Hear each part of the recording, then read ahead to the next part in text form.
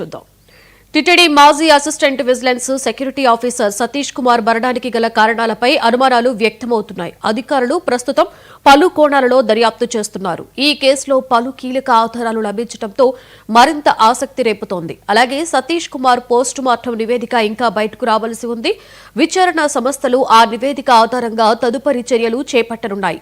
Post మార్టంలో Satish మరణానికి అసలు కారణాలు వెలుగులోకి వచ్చే అవకాశం ఉందని పోలీసులు భావిస్తున్నారు.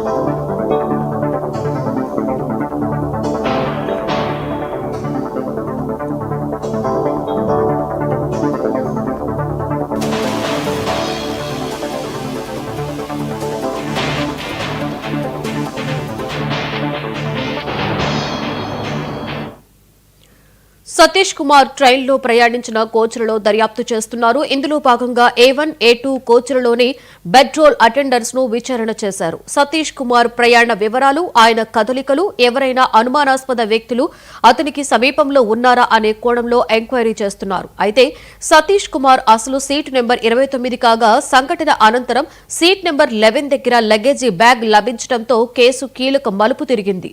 సీట్ ఎలా మారింది, ఎవరు మార్చారు, ఇందులో ఎలాంటి కుట్ర ఉంది అనే దానిపై పోలీసులు విచారిస్తున్నారు.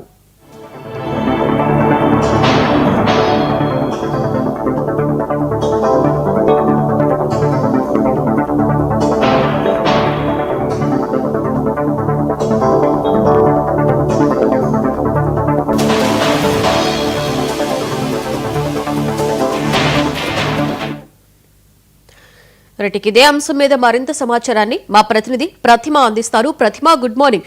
ఏంటి సతీష్ కుమార్ కేసులో రోజు రోజుకి కూడా కొత్త కొత్త ట్విస్టులు వెలుగులోకి వస్తున్నాయి. ఎట్టకేలకు పోస్ట్ మార్టం తర్వాత మరణానికి గల కారణాలు అయితే తెలుస్తాయని మనకి బ్రేకింగ్ న్యూస్ లో తెలుస్తుంది.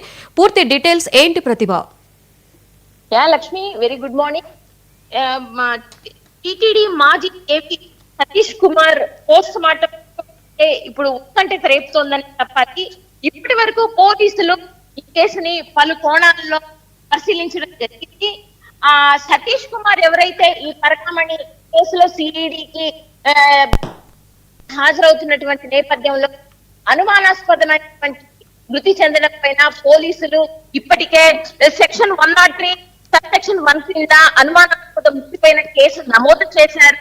అతని తమ్ముడైనటువంటి హరి ఇచ్చినటువంటి కేసును ఆధారం చేసుకుని పోలీసులు రకాలుగా ఆ కేసులు విచారిస్తున్నారు. అయితే పోలీసులు ఈ విచారణ క్రమంలో సతీష్ కుమార్ ప్రయాణించినటువంటి రైల్వే కోచ్ ఏదైతే A1 బోగీలో ఆయన ఉన్నటువంటి సీట్ 29 అయితే మరి లగేజ్ విచారణ క్రమంలో రైల్వే డిఎస్పీ పోలీసులు రైల్వే కానిస్టేబుల్స్ ఆయన లగేజ్ 11 సీట్ దగ్గర లభించడం జరిగింది అని చెప్పడం జరిగింది. దీనిపైన పలు అనుమానాలు అయితే వ్యక్తమవుతున్నాయి.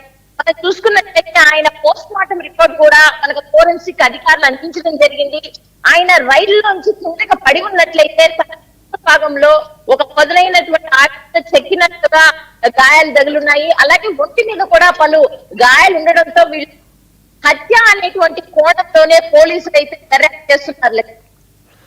అయితే ప్రతిభ, మనం ఇక్కడ చూసుకుంటే మీరు చెప్పినటువంటి నేపథ్యంలో కూడా ట్రైన్ లో ఆయన ప్రయాణించినటువంటి కోచ్లు కూడా దర్యాప్తు చేయడం జరిగింది అని తెలిపారు. సో అయితే ఆ కోచ్లు పోలీసులకు ఎటువంటి స్టేట్మెంట్ ఇచ్చారనేటువంటి వివరాలు ఏమైనా పోలీసులు బయటపెట్టడం జరిగిందా ప్రతిమ? ప్రస్తుతానికైతే మన దగ్గర ఉన్నటువంటి ఇన్ఫర్మేషన్ ప్రకారము రైల్వే గార్డ్ అయితేనేమి కోచ్లు ఇచ్చిన ప్రకారం సతీష్ కుమార్ బెర్త్ A129 లో ఉంటే కానీ ఆయన లగేజ్ మాత్రము 11 సీట్ దగ్గర ఎందుకు ఉంది, అసలు ఆయన అక్కడికి ఎందుకు వెళ్లారు అనేటువంటి కోణంలో పోలీసులు అయితే దర్యాప్తు చేస్తున్నారు. ఇప్పటి వరకు పోలీసులు అందించినటువంటి సమాచారం మేరకు ఆయన A129 లోనే వచ్చినప్పటికీ ఆయన లగేజ్ మాత్రం 11లో దొరికింది కాబట్టి ఆయన అక్కడికి ఎవరైనా బలవంతంగా వెళ్ళారా లేకపోతే ఆయనే ఆ లగేజ్ అక్కడికి మార్చుకోవడం జరిగిందా అనేటువంటి వివరాలు అయితే వరకు ఇంతవరకు రైల్వే సిబ్బంది ఎలాంటి సమాచారం లేదు. అయితే ఇదే కోణం పైన ఆయన ఏమన్నా పోస్ట్ మార్టం రిపోర్ట్స్ లో కానీ లేదంటే ఫోరెన్సిక్ ఈ ప్రకారం ఆయన బలవన్ మరణానికి గురయ్యారా లేకపోతే సూసైడ్ చేసుకున్నారా అనేటువంటి అనుమానాలు కూడా వ్యక్తం చేస్తున్నారు Lakshmi. Right, thank you Pratima.